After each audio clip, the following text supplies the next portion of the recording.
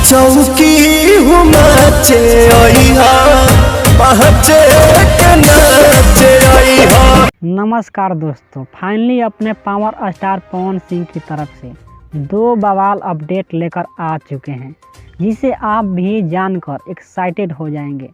तो वीडियो को पूरा देखिएगा। अगर चैनल पर नए हैं तो सब्सक्राइब करना ना भूलिएगा।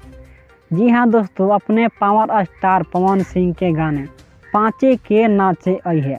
ये गाना पवन सिंह का बहुत लकी गाना है।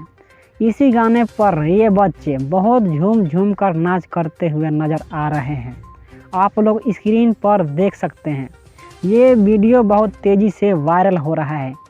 ये गाना सबको पछाड़ दिया। यूट्यूब के म्यूजिक सेक्शन में नंबर 1 पर ट्रेंड कर रहा है। बॉलीवुड के किंग कहे जाने वाले शाहरुख खान की पठान मूवी का झूमे जो पठान सॉन्ग पवन सिंह के गाने से एक कदम पीछे हैं। उसके बाद भोजपुरी के ट्रेंडिंग स्टार खेसारी लाल का गाना धमाका होई आरा में 2.0 तीसरे नंबर पर है। दूसरा अपडेट, पवन सिंह का दो ब्लॉकबस्टर मूवी आ रहा है, गदर 3 और जियो मेरी जान।